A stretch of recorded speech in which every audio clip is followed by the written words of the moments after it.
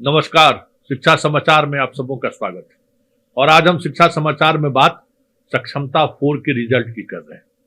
आज रिजल्ट घोषणा हुई है। 4000 से कुछ ज्यादा नियोजित शिक्षक सक्षमता 4 में पास हुए हैं। विषयवार सूची भी जारी कर दी गई है विभाग की तरफ से। लेकिन बड़ा सवाल यह है कि सक्षमता 3 का रिजल्ट निकले हुए कई महीने हो गए, अभी तक उनका काउंसलिंग शुरू नहीं हुआ और आप सक्षमता 4 का रिजल्ट निकाल दिए।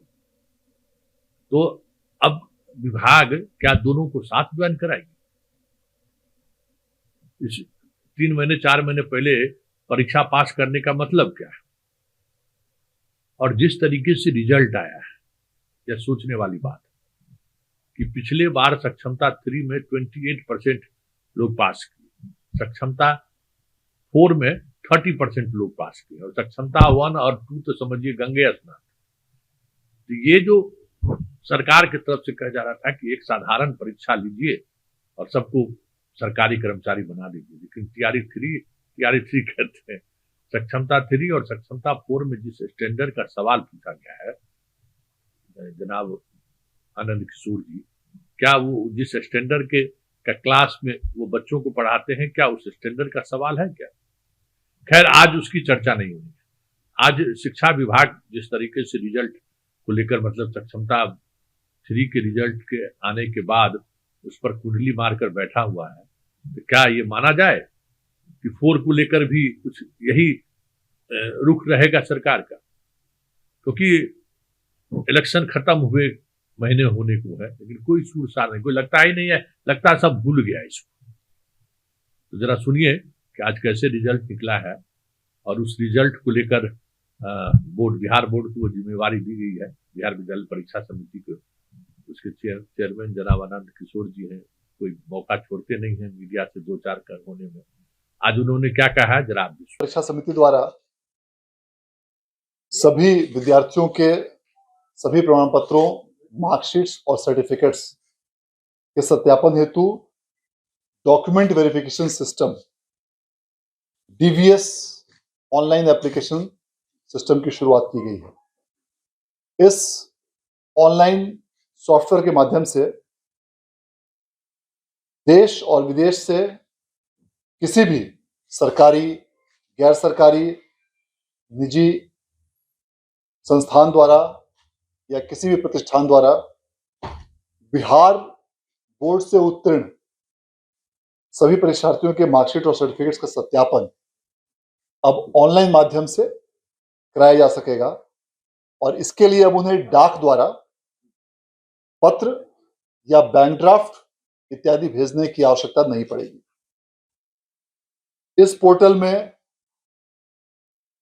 सभी संस्थानों को वन टाइम रजिस्ट्रेशन करना अनिवार्य होगा और वन टाइम रजिस्ट्रेशन करने के उपरांत जिस किसी भी विद्यार्थी का वे 10th अथवा 12th का मार्कशीट या सर्टिफिकेट सत्यापन करना चाहते हो, उनकी विवरणी उन्हें पोर्टल पर अंकित करनी होगी और उसके बाद कंप्यूटर द्वारा स्वतः उन्हें शुल्क के संबंध में सूचना दी जाएगी और शुल्क का भुगतान करने के पश्चात ऑनलाइन रूप से उस आवेदन को वो समर्पित करेंगे और एक निश्चित समय सीमा के अंतर्गत उन्हें उन सभी ऑनलाइन सत्यापन हेतु प्राप्त आवेदनों का जवाब बोर्ड द्वारा उपलब्ध कराया जाएगा।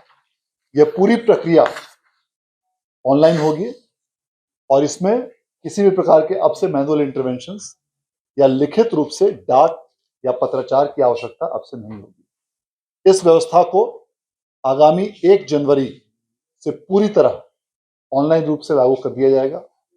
अभी आज से लेकर 31 दिसंबर तक यह प्रक्रिया दोनों ही मोड, ऑनलाइन और ऑफलाइन मोड में चलेगी, किंतु 1 जनवरी से यह पूरी तरह प्रक्रिया, बिहार बोर्ड की सारी प्रक्रिया ऑनलाइन मोड में ही संचालित की जाएगी। आपने सुना। और शिक्षक का क्या दर्द है इस सक्षमता परीक्षा को लेकर। वैसे एक बात तो ये है कि सक्षमता परीक्षा पास करने वाले जो शिक्षक हैं, जिनको सरकार ने राज्यकर्मी मान लिया है। 1 जनवरी को इसी वर्ष पहले पोस्टिंग हुई थी। जब स्कूल में ही पोस्टिंग करना है तो फिर विलंब करने का मतलब क्या है? तो जरा सुनिए। आनंद है, शिक्षक नेता है और इस मुद्दे को लेकर लगातार शिक्षा विभाग के पदाधिकारियों से मिलते आ रहे हैं। वैसे सक्षमता परीक्षा का को लेकर यूनियन विरोध करती रही है। पहला यूनियन का टकराव इसी मुद्दे को लेकर हुआ था और यूनियन की इच्छा के विपरीत सब लोग सक्षमता परीक्षा देने चले गए, बहुत सारे शिक्षक। और उन शिक्षकों के अंदर ये जुनून था कि हम साबित करें कि हम लोग बीपीएससी से कमतर नहीं। हालांकि उन्होंने साबित भी किया है। बीपीएससी में भी 20% से 30% तक जो चयनित शिक्षक हैं उसमें बिहार के यही नियोजित शिक्षक हैं। नियोजित शिक्षक हर मोर्चे पर अपनी मजबूती के साथ उपस्थिति दर्ज कराई है। ये अलग बात है कि विभाग हमेशा उसके साथ सौतेला व्यवहार किया है। अभी भी जिसको ट्रांसफर मिलना चाहिए था, जो नियोजित शिक्षक 10 बरस 12 बरस से घर से 400-500 किलोमीटर दूर है, वो आज भी वही जमे हुए, उनका ट्रांसफर आज भी नहीं हुआ। लेकिन जुमा 2 दिन जिसका हुआ आना हुआ, TRE 1 और TRE 2 लोगों का ट्रांसफर कर दिया गया, क्योंकि वो लोग आज के कह सकते हैं कि सचिवालय लॉबी में वो मजबूत है। खैर, सवाल वो नहीं है। सवाल ये है कि सक्षमता पास करने के बावजूद भी समय पर नियुक्ति नहीं हुई, पोस्टिंग नहीं हुई, काउंसलिंग नहीं हुई, तो फिर इस परीक्षा का मतलब क्या है? जरा सुनिए क्या कह रहे हैं शिक्षक नेता। आज सक्षमता 4 के शिक्षकों का रिजल्ट जारी किया गया है। 14,000 से ऊपर शिक्षकों ने परीक्षा दिया था, 4,000 लोग करीब पास किए हैं। तो सक्षमता 4 जो शिक्षक परीक्षा दिए हैं उनका रिजल्ट जारी हुआ और पास करने वाले को हम बधाई देने के साथ साथ बिहार सरकार से आग्रह करेंगे और बताना चाहेंगे कि सक्षमता 3 के जो परीक्षार्थी पास करके काउंसलिंग के इंतजार में बैठे हुए हैं, उनका रिजल्ट आए हुए 3 महीना से ऊपर हो चुका है, उनका थंब इम्प्रेशन हो चुका है, बस काउंसलिंग बाकी है और ज्वाइनिंग उनकी बाकी है। तो 3 महीने तक उनको इंतजार करना पड़ रहा राज्यकर्मी बनने के लिए। उनकी स्थानांतरण नीति उनसे प्रभावित हो गई, वो नियोजित ही रह गए और विभाग की लापरवाही कहिए, ढीला ढाली कहिए, जिसकी वजह से वो शिक्षक राजकर्मी बनने में थोड़ा विलंब हुए। सक्षमता 4 के साथ साथ जानकारी जैसे मुझे मिल रही है कि सक्षमता 4 के साथ ही सक्षमता 3 के शिक्षकों की काउंसलिंग भी कराई जाएगी और योगदान भी कराया जाएगा। तो अगर ये स्थिति बनती है तो पहले परीक्षा देने वाले को कोई विशेष लाभ तो मिल नहीं पाया। जो आगे बढ़ के स्टेप बढ़ाया, कदम बढ़ाया और परीक्षा दिया, उसको लाभ व्यक्तिगत रूप से उसको कुछ होना चाहिए था।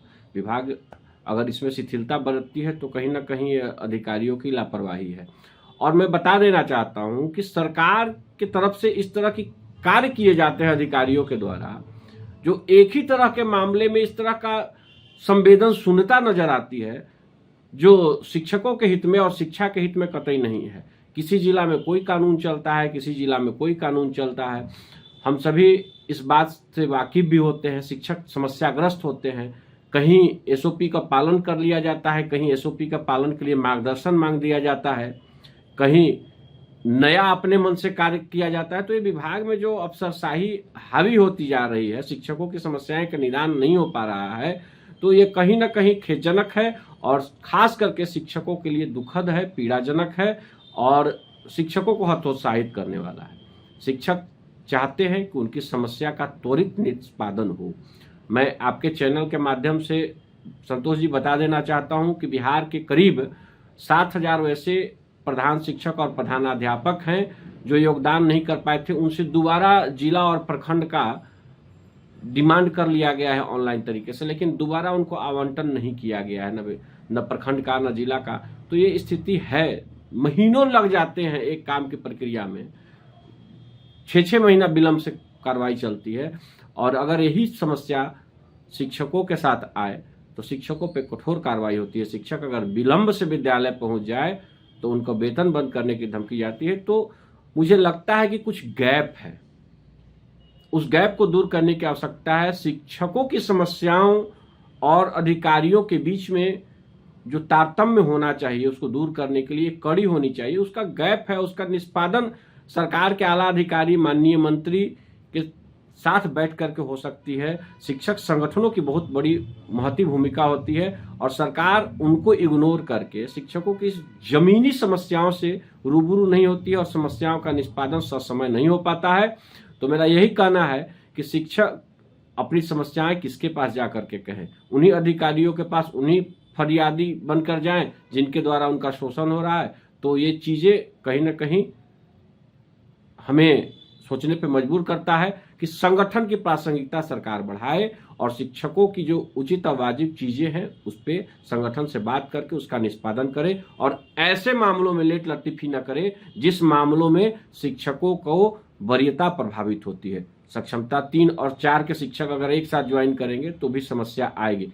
मैं सहर्ष स्वागत करता हूं ऐसे सक्षमता 4 के शिक्षकों का कि वो जल्दी काउंसलिंग उनका भी हो जाए, उनका भी योगदान हो। लेकिन सक्षमता 3 के शिक्षकों के साथ जो विलंब हुआ है उसके लिए भी सरकार को विचार करने की आवश्यकता है।